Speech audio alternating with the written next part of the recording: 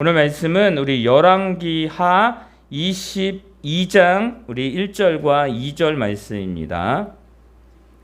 성도의 자리에 서는 사람 8번째, 좌우로 치우치지 아니하였더라 라는 말씀의 제목으로 우리 말씀을 나누기를 원합니다. 22장 우리 1절과 2절 우리 함께 우리 앞에 있습니다.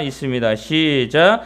요시야가 왕위에 오를 때에 나이가 8세라. 예루살렘에서 31년간 다스리니라. 그의 어머니의 이름은 요디다요 부스갓 아다의 딸이더라. 요시야가 여호와 보시기에 정직히 행하여 그의 조상 다윗의 모든 길로 행하고 좌우로 치우치지 아니하였더라. 아멘. 우리 옆 사람과 우리 인사하도록 하겠습니다. 주님의 이름으로 환영합니다. 환영합니다. 네. 이제 날씨가 지금 이제 꽃샘추위 정도 이제 한 번 정도 있고 이렇게 봄이 다가오는 것 같습니다. 이제 조금 지나게 되면 메말라 그리고 되게 황량하게 보였던 그 산촌들이 이제는 새싹들이 이제 파릇파릇 또 파란 또 생기를 그렇게 불어 넣어 줄 겁니다. 그러면 사람들이 야, 그래 뭔가 해야지라는 또 뭔가 다짐을 하고 마음을 먹고 또 달려나가는 시기가 또 다가오는 것 같습니다. 여러분들 겨울은 추워요. 춥기 때문에 뭔가를 하려고 하면 되게 힘들고 어려운 상황이라는 것이죠. 그러니까 어때요? 경제적으로도 힘들고 또 정치적으로 힘들고 모든 것이 다 힘들기 때문에 마음으로 생활 가운데 겨울을 지나는 것 같습니다. 네, 여러분들 중요한 건 뭐냐면 겨울이 항상 겨울이 아니라 봄이 온다는 사실을 우리는 기억을 하고 있습니다. 여러분들 힘들더라도 더욱더 하나님의 사람으로서 그 희망 또 소망 또 하나님의 은혜를 놓지 마시고 더욱더 달려나갈 수 있는 우리들의 삶이 되시기를 바랍니다. 우리는 늘 날마다 다짐합니다. 그래서 하나님의 자녀로서 삶을 살아가야지. 또 사업장을 이끄는 사람들은 그 사업장 가운데 참 하나님의 뜻이 참 기업이 되도록 해야지라는 그런 다짐을 갖죠. 또 이제는 한 2주 정도 있으면 3월달이죠. 3월달이 되면 새 학기가 시작이 됩니다. 졸업한 친구들은 사회로 나가는 거고 대학교를. 그리고 또 중학교, 초등학교를 졸업하는 친구는 한 그 중학교도 가고 고등학교도 가고 한 학년에 올라갑니다. 그러면 사람들이 어때요? 마음을 갖습니다. 이번 학기에는 또 이번 직장에서는 이번 또 학년에서는 좀 더 나은 그 결과를 맺어야지라고 하면서 마음을 갖죠. 그리고 출발을 합니다. 근데 어때요? 우리나라의 속담에 그게 있죠. 작심삼일. 아무리 큰 마음을 가지고 또 다짐을 한다 그래도 3일이 지나면 그 마음이 흔들려요. 정령할 수 있을까? 될 수 있을까? 왜 그러냐면 우리가 미래를 알 수 없기 때문입니다. 앞에 어떤 일이 일어날지 알 수 없기 때문에 불안한 거예요. 그래도 다짐하지. 아니야, 좋은 일이 생길 거야. 그래, 잘 될 거야 라는 마음을 늘 하지만 이게 상황 가운데 어려움이 오면 진짜 그럴 수 있을까라는 고민에 빠지게 됩니다. 두려움도 생기죠. 여러분들 그거는 사업이든 학교든 사회든 또 연인이든 다 똑같아요. 그래서 우리가 마음 먹자. 마음 먹고 제대로 해보자 라고 그렇게 이야기합니다. 근데 여러분 어떻습니까? 그렇게 잘 되지 않습니다. 왜 그럴까요? 그 이유는 한 가지입니다. 마음이 움직이기 때문에 그 중심을 잡을 수가 없습니다. 내 마음이 흔들리니까 중심을 잡을 수가 없는 거예요. 우리가 도로를 가다 보면 차를 운전하다 보면 중앙선이 있습니다. 그 중앙선은 침범하면 안 돼요. 약속이거든요. 그래서 그 중앙선을 침범하지 않고 차선을 따라 그대로 가야 되는 것입니다. 그 차선이 산속을 간다 할지라도 그 차선만 지키면 돼요. 꼬불꼬불 되어져 있어도 그 중심만 지키면 사고가 나지 않습니다. 그 차선에서 이탈하지 않습니다. 위험이 옆에 위험이 있다 할지라도 그 위험이 나에게는 아무런 해가 되지 않는다라는 것이죠. 그런데 어떻습니까? 예를 들어서 한눈을 판다든지 휴대폰을 한다든지 아니면 옆 사람과 뭔가 집중을 해야 되는데 옆 사람과 대화를 한다든지 또 그러면 안 되는데 진짜 그러면 안 되는데 음주운전을 한다든지 과속을 한다든지 이렇게 되면 어떻습니까? 그 차선을 벗어날 수밖에 없어요. 운전하는 사람들은 잘 압니다. 그러면 이거는 운전에만 해당이 되느냐? 아니에요. 삶을 살아가는 가족과의 관계에서도 마찬가지고요. 또 사회와 사회의 그 질서 가운데에서도 마찬가지예요. 여러분들 이 중심, 마음이 흔들리게 되면 그것에 정해놓은 길 가운데 가지 못하기 때문입니다. 여러분들 그 참 마음을 잡기 어려운 이 시대를 살아가는 우리들 힘들죠. 그러나 그럼에도 불구하고 우리는 마음을 잡아야 되는 거예요. 그 마음을 잡지 못하면 우리는 흔들리게 되면 두려움이 오게 되고 두려움 가운데 계속 있게 되면 절망으로 치닫기 때문입니다. 여러분들 그 처음에 그것을 잡아야 돼요. 그 처음에 흔들린 그 작게 흔들린 마음을 잡지 않으면 걷잡을 수 없게 된다는 것입니다. 요한계시록에 보면 첫 마음을 잃어버린 교회가 있습니다. 그 첫 마음을 잃어버리니까 어떻게 돼요? 아무리 그 교회가 선교를 하고 구제를 하고 많은 일을 한다 할지라도 하나님께 책망받는 교회가 되거든요. 그건 뭐냐면 하나님을 향한 그 첫 마음을 잃어버렸는데 그 마음을 언제 잃어버렸는지도 모르는 상태에 이르게 되기 때문입니다. 우리 교회를 세우셨습니다. 우리가 이제 7주년을 향해서 가고 있어요. 짧은 시간은 아니죠. 뭐 코로나 2년, 3년 그리고 이러다 보니까 우리가 실제적으로 교회를 이 지역 가운데 나아가는 것이 많은 날들이 없었습니다. 그럼에도 불구하고 뭐예요? 우리가 이 교회, 하나님이 이 교회를 이곳에 세우신 그 사명의 첫 마음을 잃어버리면 안 된다라는 거예요. 그래서 매년마다 우리가 표를 만들어요. 표를 만든다는 건 뭐예요? 마음을 잡자라는 거예요. 근데 이 마음을 내 마음으로 잡자라는 게 아니라 흔들리는 내 마음이 아니라 뭐예요? 흔들리지 아니하는 그 마음을 통해서 우리가 그 마음 가운데 나아가자, 그 마음을 의지하자라는 거예요. 그러면 그 마음은 무엇입니까? 바로 하나님의 마음이에요. 하나님을 통해서 우리가 흔들리지 말자라는 사실이에요. 아까 초두에 말씀드렸습니다. 우리는 마음이 움직이기 때문에 중심을 잡을 수 없어요. 그러나 하나님은 변함이 없으시잖아요. 우리는 또 무소부재하시잖아요. 어디나 계시고요. 하나님은 모든 것 가운데 이 세상을 주관하시기 때문에 흔들리지 아니하고 늘 한결같은 그 하나님. 그러니까 그곳에 우리의 마음을 두면 어떻습니까? 중심이 흔들리지 않기 때문에 우리가 흔들려도 어디가 중심인지를 아는 거예요. 그래서 우리는 그것을 수정할 수가 있는 것입니다. 반대로요, 이것이 하나님의 마음에 속한 게 아니라 내 마음에 속하게 되면 흔들 수밖에 없어요. 교회가 흔들리는 이유는 한 가지예요.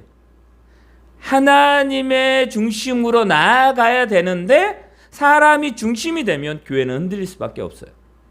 가정도 마찬가지예요. 우리 신앙도 마찬가지예요. 여러분들 종교의 자유를 이야기를 합니다. 여러분 종교의 자유가 있습니다. 우리나라는 종교의 자유가 있어요. 어떤 종교든 선택할 수 있습니다. 그런데 종교를 선택하는 그 책임은 누가 지느냐? 선택한 사람이에요. 여러분 그것은 맞습니다. 내가 선택을 했으면 그것의 책임도 따른다라는 거예요. 그런데 지금은 어떠냐? 이 시대는 많은 사람들이 선택을 하는데 책임을 안 지려고 합니다. 내가 뭔가 유지를 하려고 하는데 그 유지함에 있어서 책임은 지지 않으려고 하는 게 많이 지금 이 시대 가운데 나타나요. 너무 안타깝죠. 우리 믿음의 사람들은 특히 우리 하나님이 보시기에 좋은 우리 성도들은 책임을 질 줄 아는 저와 여러분 되시기를 바랍니다. 그게 필요한 거예요. 내가 교회의 목회자라면, 성도라면, 내가 한 가정의 가장이고 아버지고 또 자녀고 또 아내와 남편이고 이 위치에 따라간다면 그 책임을 지면 되는 거예요. 그러면 어떻습니까? 어떤 위험이 온다 할지라도, 어떤 힘듦이 있다 할지라도 그것을 이겨나갈 수가 있는 거예요. 여러분들, 한 번이 어려운 거예요. 그리고 한 번이 쉬운 거예요. 한 번 쉽게 포기하면 계속 포기하는 거예요. 그러나 한 번 쉽게 그것을 포기하지 아니하고 어렵지만 그곳을 달려가게 되면, 붙들게 되면 어떻게 돼요? 하나님의 사람으로, 하나님의 능력으로 나아가는 그 경험을 느낄 수가 있는 것입니다. 우리는 오늘 말씀을 통해서 그것을 깨닫기를 원합니다. 오늘 말씀의 제목이 그거잖아요. 좌우로 치우치지 아니하였더라 라고 말합니다. 이건 뭐냐면 결론이에요. 좌우로 치우치지 마라가 아니라 아니하였더라. 오늘의 주인공은 늘 자기가 이거 어떡하지? 라는 마음은 가질 수는 있겠지만 그는 언제나 중심이 확고했기 때문에 하나님을 바라보면 된다라는 것을 알았기 때문에 그는 어때요? 늘 좌우로 치우치지 아니했어요. 자기가 보는 그 관점이 흔들리지 않기 때문에 어느 방향에 있어도 그 가운데 나아갈 수가 있다라는 거예요. 어느 위치에 있어도 그는 흔들리지 않을 수 있었다라는 것입니다. 오늘 말씀을 통해서 진정으로 좌우로 치우치지 않는 그 믿음을, 또 그 믿음을 소유하고 또 한 주간도 승리하며 나아가는 저와 여러분 되시기를 바랍니다. 저와 여러분 되시기 바랍니다. 아멘. 자, 여러분들 이스라엘 역사를 보게 되면, 우리나라도 마찬가지지만 이스라엘 역사를 보게 되면요, 딱 두 가지예요. 첫 번째, 하나님을 온전히 믿었던 그 시기가 있습니다. 온전이라는 것은 그곳의 모든 것들을 하나님의 은혜 가운데 하나님을 온전히 따랐던 그 시기. 그런데 반대로요, 하나님을 완전히 떠났던 시기가 있습니다. 하나님의 백성인데 그 백성의 삶을 살지 아니하고 그 삶을 저버리고 그 신분을 저버리고 세상 가운데 살았던 그 시기가 있습니다. 결론은 다 달랐죠. 그런데 그 중심에 누가 있었느냐? 모든 왕들이 있었다는, 그 중심에 왕들이 있었는데 그것을 우리는 이스라엘 민족 가운데 왕정 정치죠. 그 시대 가운데.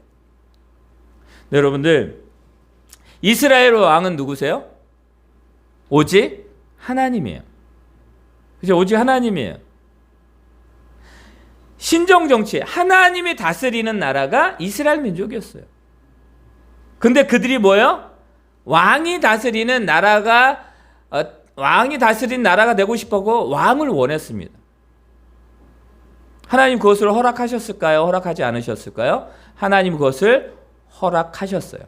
사무엘을 통해서 1대 왕을 세우셨는데 그 왕이 누구였어요? 사울 왕이었어요. 2대 왕이 누구였어요? 다윗이었어요. 3대 왕이 누구였어요? 솔로몬이었어요. 그 다음 4대 왕 쭉 가면서 남북이 남유다와 북이스라엘로 바뀝니다. 그 가운데 수많은 왕들이 있었습니다.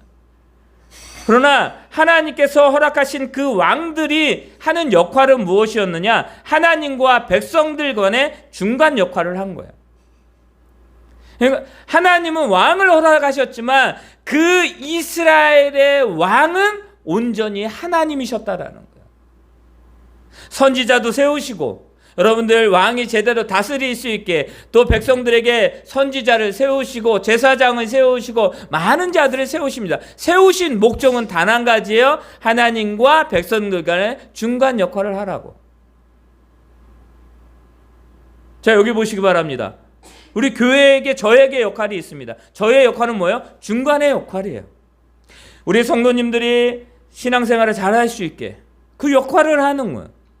그리고 그 성도님들이 삶에서 하나님의 사람으로 살아갈 수 있게, 그리고 교회가 구제하고 선교하고 또 많은 자들의 고아와 과부를 돌아보는 역할을 하는 거예요. 근데 그 역할의 중간을 누가 한다고? 제가 한다고요. 자, 그렇다면 이 중간 역할, 위에서 하나님이 우리에게 주시는 모든 것들은 정결하고 순전하고 정직하고 다 돼요. 자, 중간의 역할이 잘못되면 어떻게 돼요? 여러분들, 상수도가 있어요. 상수도에서 물이 이렇게 배관을 흘러나오잖아요. 중간 그 배관 역할을 하잖아요.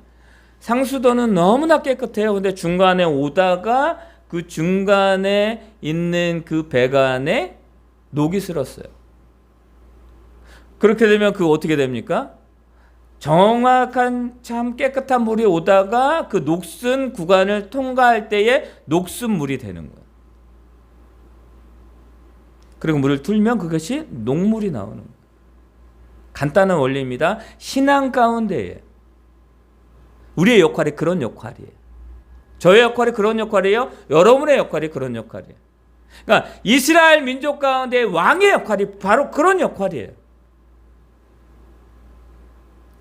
여러분들, 많은 왕들이 있었습니다. 많은 왕들이 있었는데 오늘 말씀에 나오는 요시야 왕, 이 왕이요, 요시야 왕이 하나님이 인정한 가장 훌륭한 왕이었다라고 말합니다.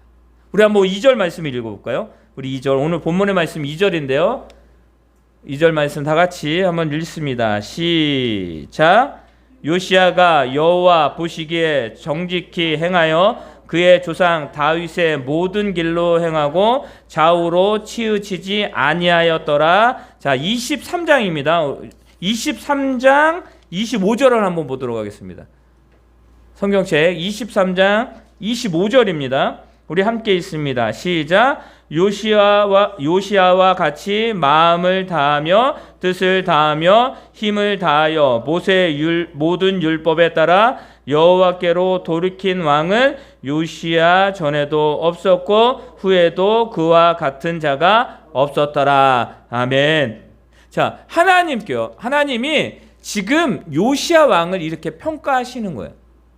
근데 여러분들 잘 보시기 바랍니다. 요시야와 같이 마음을 다하여 뜻을 다하여 힘을 다하여 모세의 모든 율법을 따라 여호와께로 돌이킨 왕은 없었다라고 말해요. 그러니까 뭐예요? 상황 가운데에서 떠났던 모든 순간들이 있는데 그것을 바로잡았던 왕은 없었다. 요시야 전에도 후에도 없었다라고 말하는 거예요. 여러분들, 하나님이 왜 요시야 왕을 이렇게 평가했을까요?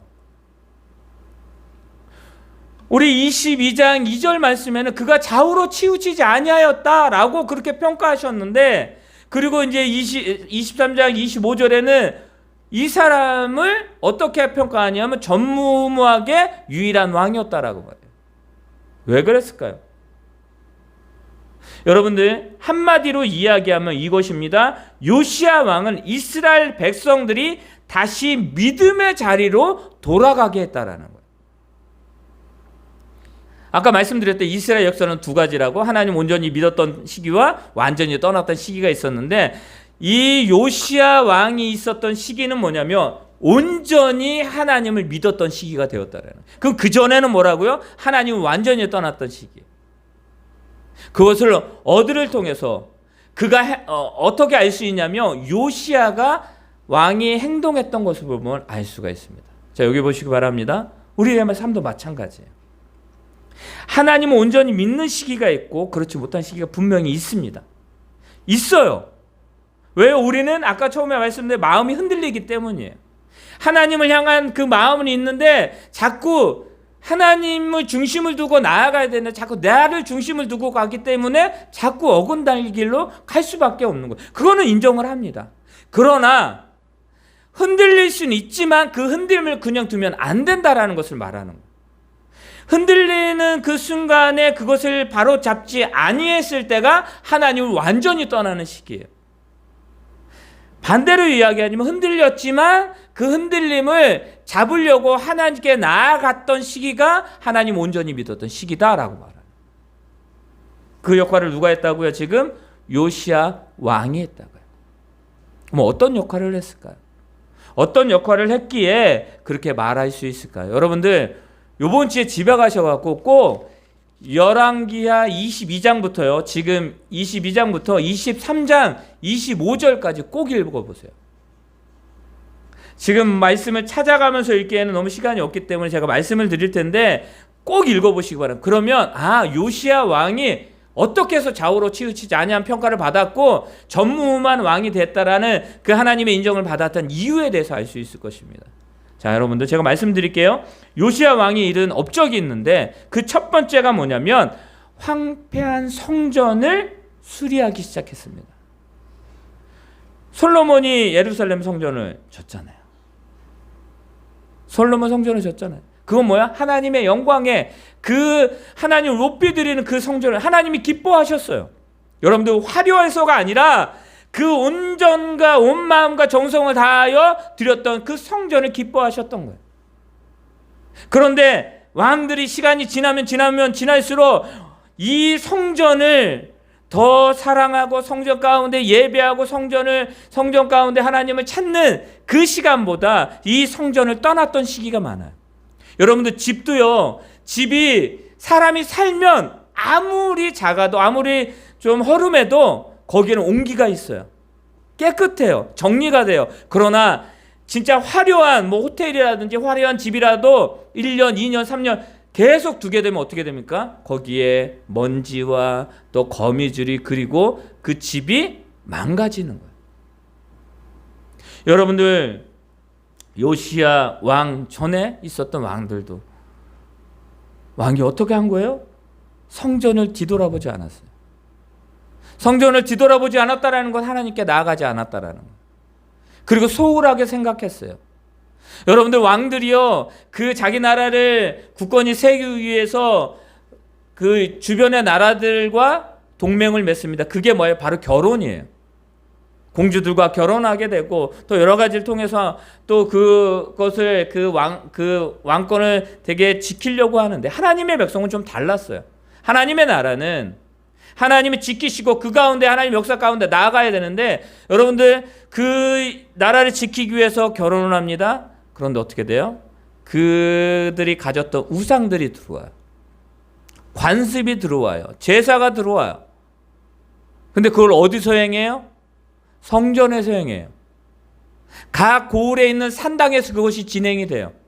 하나님의 예배가 하나님께 나아가는 그 순간이 있어야 되는 그 모든 순간이 이제 바뀌어 버리는 거예요.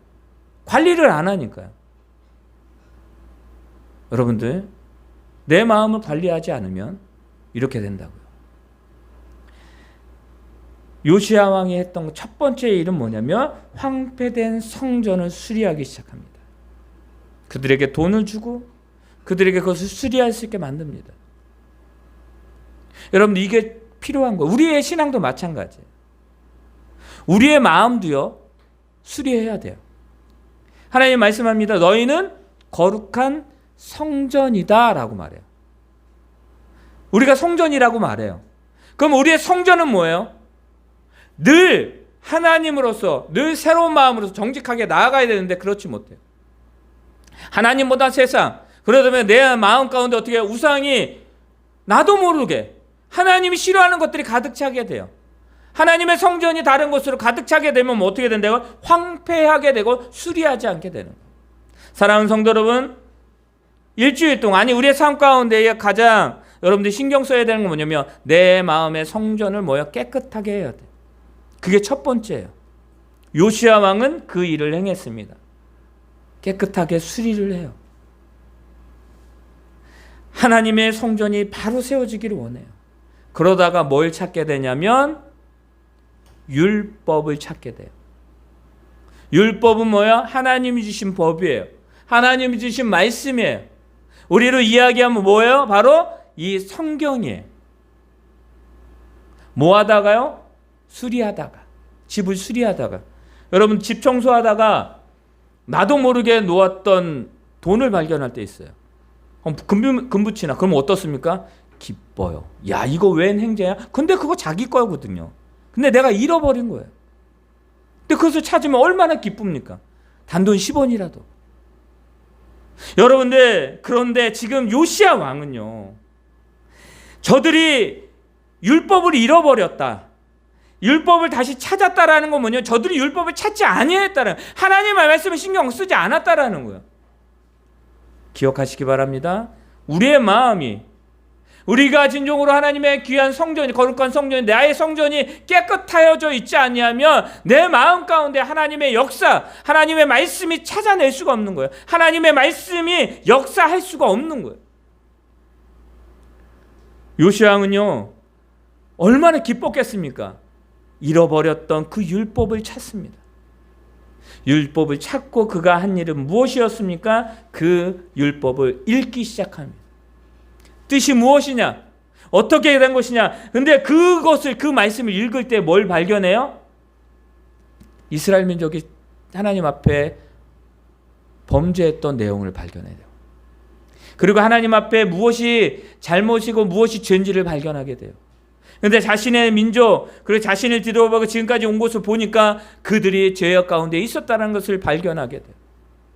깨닫게 돼요. 그러니까 어떻게 돼요? 잘못된 것을 깨달으니까 이 요시야 왕이 하나님께 회개합니다.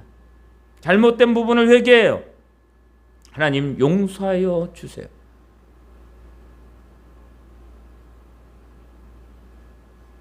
그리고요, 그는 회개로 끝나지 않습니다. 그는 행동을 옮깁니다. 첫 번째, 뭘 수리했다고 그랬어요? 황폐한 성전을 수리하게 되니까 어떻게 돼요? 거기에 뭐가 있는 걸 발견해요.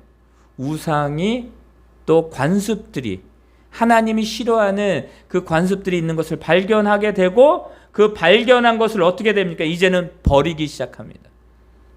다른 나라에서 들어왔던 그 관습들, 우상을 섬기는 그 관습들, 그 제사들을 다 물리치기 시작합니다. 그리고 또 어떻게 됩니까? 그곳에 있었던, 온 나라 가운데에 있었던 그 모든 것들을, 자기 성전만이 아니라 나라의 산당에 있는 모든 것들을 다 끄집어냅니다. 그리고 우상을 다 끄집어내서 다 불태웁니다. 여러분들, 이것이 쉬운 게 아니에요. 쉽지 않아요. 이렇게 하려고 했을 때에 신하들이 반대하는 사람이 있었을까요? 분명히 있었을 거예요. 그런데도 합니다. 왜요? 그의 중심은 누구예요? 하나님이었기 때문에. 그의 중심이 하나님이니까 가능했던 거예요. 여러분들, 타 민족의 제의와 관습을 다 버리고 성전 나라 곳곳에 있는 우상들을 다 버리고, 그리고 뭘 회복시키는지 아냐면 유월절을 지키기 시작합니다. 유월절이 뭔지 아시죠? 이스라엘 민족 가운데 가장 중요한 절기예요. 출애굽할 당시에 10가지 재앙이 있었는데 그 10번째 재앙이 죽음이었어요. 하나님이 방법을 내립니다. 그 죽음은 이스라엘 백성과 그 애굽의 모든 사람들에게 똑같이 동일하게 적용이 되는 거예요. 장자들이 다 죽어요. 장자지, 그렇지? 장남이 다 죽는데요. 근데 유일하게 살 수 있는 방법은 뭐냐면, 양을 잡아 그 양의 피를 문설주에 발라라. 그러면 그 죽음이 넘어갈 것이다. 이건 뭐예요? 예수 그리스도로 말미암아 우리가 영원히 살게 될 거다라고 하는 거예요. 예수 그리스도 아니면 우리는 죽음이다라고 하는 거예요. 그래서 우리는 오직 예수예요. 구원받을 만한 다른 힘을 우리에게 주신 일이 없기 때문입니다. 여러분들, 바로 그 유월절을 회복시킨 거예요. 여러분들, 이 유월절을 회복시켰을 때 그는 하나님을 찾게 됩니다. 그리고 그 하나님께서 자신들을 이끌어냈던, 그리고 광야 가운데 어떤 일이 있었고, 또 하나님이 그 가나안 땅에서 어떻게 그 민족을 이끌어 가셨던 것을 그들이 기억하게 되고 하나님께 찬양하게 됩니다. 여러분들, 요시의 왕의 이른 업적은 바로 이것이에요. 여러분, 우리는 어떻습니까? 우리들도 마찬가지예요. 우리가 거룩한 성전입니다. 잃어버린 율법, 잃어버린 하나님의 말씀을 우리는 되찾아야 돼요. 그 찾았으면 이제는 그 말씀을 통해서 우리가 깨달아야 돼요. 회개할 것도 있고요, 내가 소망할 것도 있고, 다짐할 것도 있고, 결단해야 될 모든 것들이 있습니다. 우리는 그 결단을 하면 되는 것이에요. 여러분들, 그러나 결단으로 끝날 때가 너무나 많이 있습니다. 거기서 끝나는 경우들이 많아요. 여러분들 거기서 끝나서 다시 되돌이표로 가는 황폐한 성전으로, 잃어버렸던 율법의 시대로, 잘못을 회개하지 않는 그 시대로 다시 돌아가요. 왜냐하면 행동하지 않기 때문이에요. 말씀은요, 행함이 있을 때에, 행함이 있는 말씀이 있을 때에 여러분들 그것이 믿음으로 또 하나님의 귀한 영광 가운데 나아갈 수가 있는 것입니다. 여러분들 말로 끝나는 경우들이 너무나 많이 있기 때문이에요. 사랑해야 하면서 말로 끝나요. 내가 이것을 해야지라고 하는데 하지 않아요.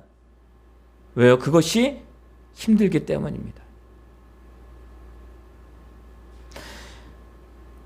사랑하는 성도 여러분, 요시야 왕을 평가한 하나님의 말씀을 이야기해 드렸습니다.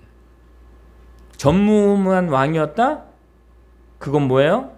바로 믿음의 자리로 간다는 것은 회복을 말하는데, 그 회복을 이 요시야 왕은 자기부터 회복이 되었고, 자기가 회복이 되니까 그 궁궐이 회복이 되다 보니까 그 모든 나라가 회복이 됩니다. 근데 그 회복의 중심이 어디였다고요? 성전 하나님의 말씀이었다고요. 하나님이었다고요. 사랑하는 성도 여러분, 한 주간 가운데 하나님의 은혜 가운데에 좌우로 치우치지 아니하는 삶을 살아가기 원하십니까? 그렇다면 여러분들 마음을 하나님께 두시기를 바랍니다. 흔들리는 내 마음 가운데 드는 게 아니라 흔들리지 아니하는 그 하나님께 여러분의 마음을 두시기를 바랍니다.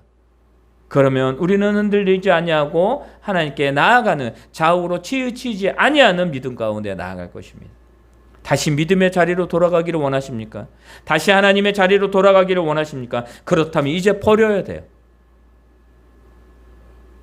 성전을 깨끗하게 수리했는데 그 수리한 쓰레기를 다시 가지고 들어오면 안 돼요.